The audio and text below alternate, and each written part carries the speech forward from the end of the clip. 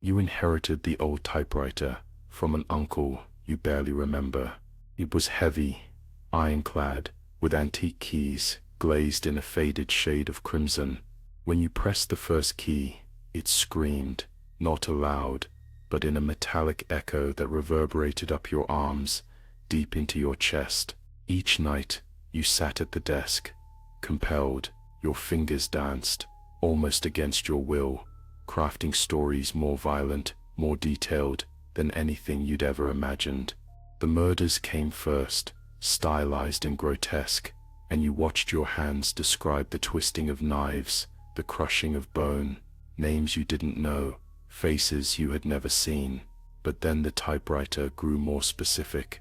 It pressed out addresses on the street you grew up on.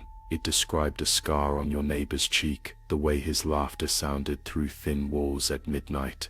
You tried to stop. You unplugged the lamp, hoping darkness would break the spell, but the keys glimmered with their own feverish red. Each refusal to write left you anxious and weak, as though something inside you grew with hunger. Eventually, you relented, hands trembling, and the typewriter rewarded you with relief so sharp it hurt. You couldn't remember telling your friend Maria about the typewriter's stories, but she stopped coming by. Her name was the next to appear, outlined in spattered detail, her death in your living room, her last gurgled breath. It was too vivid to be fiction, yet you had no memory of it except the words on the page.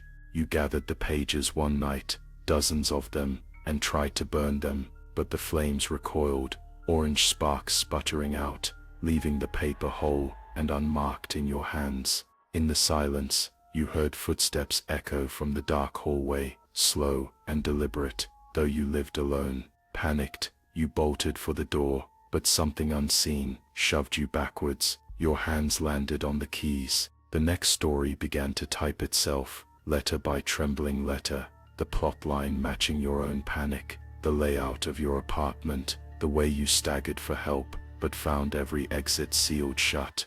The keys hammered out the final scene, describing a figure standing behind you, cold breath raising goosebumps along your neck. Paralyzed, you forced your eyes forward, refusing to look back. The typewriter trembled, eager and insistent, as the closing line formed. You feel hands on your shoulders, and as you scream, the keys keep typing, detailing your fate, your crimes, your ending. The story never stops, even after you do.